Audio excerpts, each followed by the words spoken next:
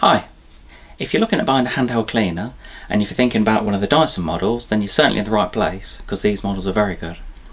But in our showroom and through our website we do sell a lot of these models, and what I want to do is to show you the difference between the V6 Trigger and the V7 Trigger, and really some of the performance differences and what they can do and different tools and really everything about them, what the differences are. So I've got them all charged up. Let's have a look. So a little bit about the models themselves. The V6 model has been around for some time. It hasn't always looked like this, but what you'll find is that Dyson on the odd occasion will bring this one out as like a special edition or limited edition model, and normally when it comes out it is a fairly good price, like it is at the moment. But this model, the V6 as a design, has been around for several years now, and it's really a tried and tested design. It does work. There are some improvements that Dyson have made as they go up to the V7 and further on up in the range. But first of all, on this model, this one has a 0.4 litre capacity, and the way you empty the bin is very easy. All you do is you press the button there, and then that will drop down. And then to remove the whole bin, because what you want to do is you want to make sure you can clean it, so you press it again, and then that removes the whole bin. What you'll find, this is quite easy to keep clean, and you can just get a paintbrush or something around here to clean it. And then to put that back on, all you do is clip that in the front, and that clips back into place. I won't spend too long showing you how to clean it. I have provided a link here to show you how to clean them properly, because I've done a whole nother video on these. So that's really the very basic information on the V6. And then as we go to the V7, so with this one, this has a slightly bigger bin capacity of 0.54 litres compared to 0.4 litres on the V6. So it doesn't sound a huge difference, but it is over 30% bigger, and the main advantage of that is it saves you having to empty the bin so often. And with this one, to empty it, all you need to do, it's completely different design to the V6.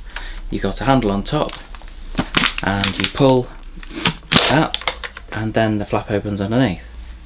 And I know I shouldn't really be saying it, but just make sure you do it over a bin, because I have had people do it before where they just do it and they empty all the rubbish onto the floor. But what you'll find is that to take this out, you press, there's a little button in there, so that just pulls out. So for maintenance purposes that is easy.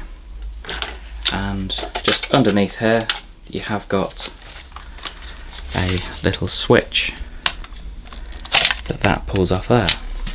And really for taking it apart, that's normally as much as you need to do. And what you can do is you can just get a paintbrush and just clean inside here. And again, I'll provide a link up the top here just to show you how to clean these properly. I won't go on too much about it. And then to put it back together, that just clips back into place. This will drop onto there, so be gentle with it, and then you're ready to go. As far as the filters on these, it's actually exactly the same filter design. So you've got the filter on the top there, so for cleaning filters, and it's actually the same filter as well, so if you do need to buy replacements, then it's the same model, same design. So all you do is you pull it out of the top there, and on that one I'll just show you, that just pulls out there. And with both of these filters, they are washable. What I do normally recommend is that when you buy one of these cleaners, or the V7, to buy a spare filter at the same time. The main reason for that is that there's nothing more annoying than coming to do the vacuuming and then finding that you need to wash the filter, and because you need to leave it for 24 hours, then you can't do the vacuuming for 24 hours. So I'd recommend there are plenty of places. I'll provide a link here to show you where to buy these at competitive prices, because we do sell a lot of these. And again, that just drops in and then you're ready to go.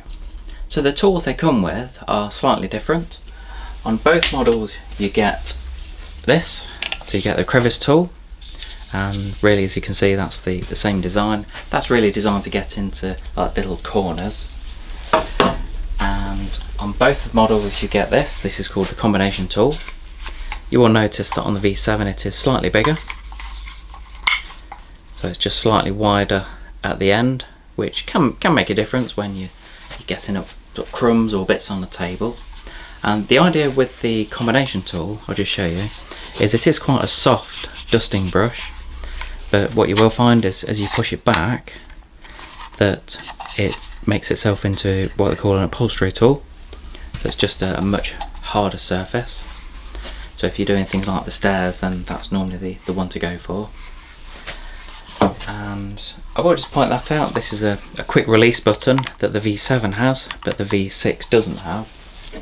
So on this one it's slightly different design.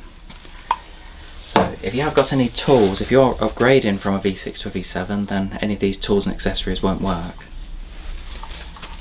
And the main other tool that you get with the V7, which you don't with the V6, is this. This is a powered motor head. It has been called different things over the years. It could be a turbo brush or turbine head, but basically with this, I'll just show you, because when you pull the trigger, as you can see, it's a rotating brush, and this tool in itself is really worth its weight in gold, because what you will find if you're doing the stairs or car or any area that you've got a lot of dirt or hair, then this tool itself is fantastic. Again, it has got this quick release button on here, so it's nice and easy to take off. And just a little bit inside here, it makes it nice and easy to get the bits out. If you want to clean it, then you just pop a coin in the side and then you twist it, and then the whole brush can come apart. So for some people, what you can find is that runtime and tools and accessories are not the priority when buying a handheld vacuum, the weight of it is. So really what I want to do here is just to show you the different weight between the two, and I'm just weighing the body of it, so there's no tools, just to make it fair. And as you can see on the V6, that's 1243 grams, and compared to the V7, that one's 1383. So there is a bit of difference there. It is a bit heavier, the V7, and as I say, for some people that could make the difference on which model you buy. When it comes to charging the vacuums, you will find that on the V6 all you do is you just plug it in the back like that, and then this is really designed to sit on a table or on the floor near to the main socket, and that's really how you charge it. And on the V7 it is the same principle, where it just plugs into the back like that, and it comes with the same charger design. Now the next thing I'll compare is the noise level. The main reason for that is some people, again like with the weight, where you want it lightweight, some people want to make sure they're not buying a vacuum cleaner that's too noisy. So what I do is I've got an app on my phone, so it's fairly accurate, but what I want to do is to just compare the noise levels between the two, and I will make sure it's on the maximum level, because there's no point comparing it on the minimum suction. So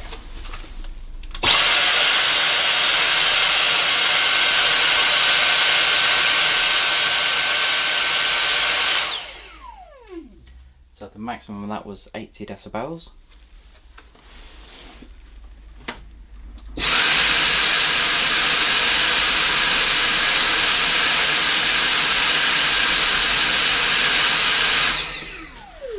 And then 74 decibels. So the V7 is slightly quieter than on the V6. Now probably one of the most talked about features on any cordless vacuum, not just Dyson, is the runtime that it offers. And this is basically how long can you run the vacuum for before you need to recharge it. Because you must say it can be a little bit annoying that when you're doing a room or you're just finishing off upstairs and then it dies, so you need to go and put it on charge again. And with these two, so the V6 has a claimed maximum runtime of 20 minutes, and on the V7 you go up to 30 minutes. And of course with both of those, that is the figure that is on the minimum power, so it's not the maximum suction, although most of the time people will tend to use the maximum suction. And also what you'll find is if you're using this brush on the V7, the power motor head, then what you will find is that that does reduce the time even further. So really what I want to do is to do a little test, and what I'm going to do is to have them both switched on at the same time and to see how long they can actually run for on maximum suction, no tools or accessories attached, just really to compare the two to see what we can actually get from them. So they're both fully charged, let's have a look. So I'll start off with the V6, and what I'll do is I'll actually use the cable tie just to hold the switch on, just I don't fancy holding it for however long it's going to be. So let's have a look.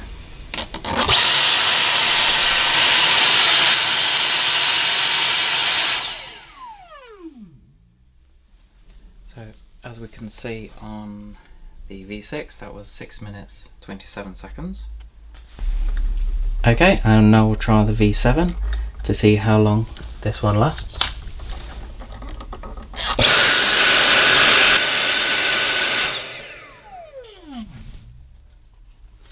And that one, a little better, that was 7 minutes 48. So just really to summarise between the two models, clearly we can see that the runtime on the V7 is better than on the V6, whether it's on the standard suction or whether you're looking at the maximum runtime of between 20 and 30 minutes. The bin capacity is slightly bigger, so you're looking just over 30% bigger on the V7 compared to the V6, and clearly with the extra motorised head that it comes with, that can be an advantage. But then you find that the V6 is slightly lighter than the V7, and as I said earlier, for some people that can be one of the main factors, and for some people you might not want all of the extra features and benefits that the V7 offers. You might just want a handheld cleaner that performs really well, because what you will find is that even the V6 will perform a lot better than some of the very cheap alternatives that are available from other manufacturers. And clearly between these two there is a price difference, and you know that for some people that can make the difference as to which one to go for anyway.